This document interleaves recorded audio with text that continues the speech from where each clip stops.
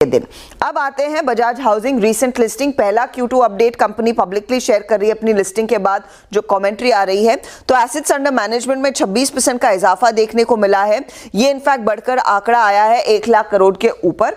साथ ही साथ कंपनी की तरफ से लोन एसेट्स जो है वो 26.5% बढ़ते हुए दिखाई दिए हैं और AUM में month on month, quarter on quarter 5.5% तक की ग्रोथ देखने को मिल रही है। तो ये कुछ फिगर्स हैं जो बजाज हाउसिंग फाइनेंस के लिए भी रेलेवेंट है। आज बजाज फाइनेंस को पार्थिव, बजाज हाउसिंग फाइनेंस अच्छी पेडिग्री, ठीक ठाक मूल्यांकन पे आया था, वो सब ठीक था। अति हो गई थी लिस्टिंग के बाद, ऐसा फटा वो 180 190 तक वो अंजस था। कूल ऑफ हो रहा है एट 150। समीकरण अब कैसे बैठ रहे हैं फंडामेंटली, वैल्यूएशंस की पिक्चर, आउटलुक वगैरह देख के 150 सही स्तर है घुसने के, आप लोग इंतजार करोगे और कूल ऑफ होने का?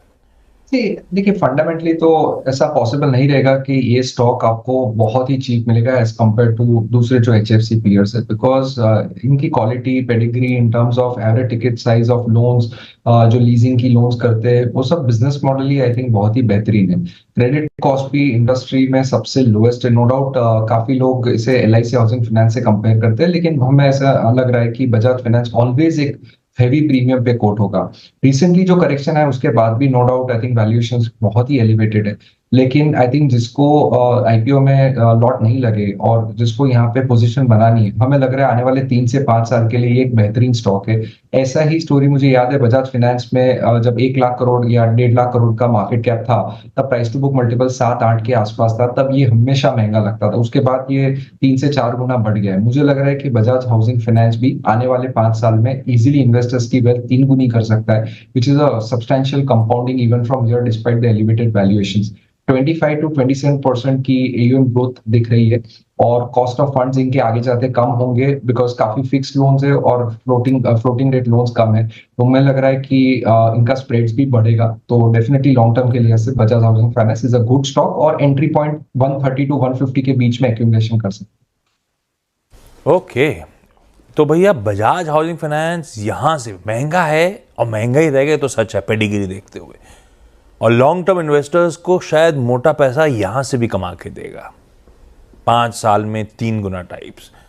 पर इस समय पोजीशन कैसा, सावंत साहब बताएंगे। सावंत साहब, बजाज हाउसिंग। तो Ashish ji, irrespective of the stock name, वो चाहे बजाज हाउसिंग फाइनेंस हो, जोमेटो, IPO रिलेटेड में एक बेसिक स्ट्रैटेजी फॉलो करता हूँ। वो ये होती है कि जो आपका लिस्टिंग दे लो, लिस्टिंग दे हाई है, ये आपका रेंज डिफाइन करता है उस पर्टिकुलर स्टॉक के लिए। आप अगर जोमेटो से कंपेयर करो, करीबन 115 या कुछ उसका लिस्टिंग डे लो था, हम करीबन 3-4 महीने उसके नीचे ट्रेड किए थे, बट जैसे हम फिर से उसके ऊपर आए, तब उसके बाद वो स्टॉक एक अलग ही ट्रैजेक्टरी में चला गया।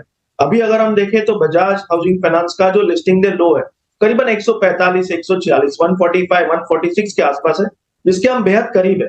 तो मेरे हिसाब से अप्रोच होना चाहिए, आप एक छोटे रिस्क यहाँ पे ले सकते हो, यानी आपको अगर इसी जोन में मिले 150, 145, 135 के स्टॉप लॉस से बाय करो। रिस्क बहुत छोटी है और अगर वो ट्रिगर भी हो जाए एग्जिट कर, स्टॉप लॉस इतना ही रखिए।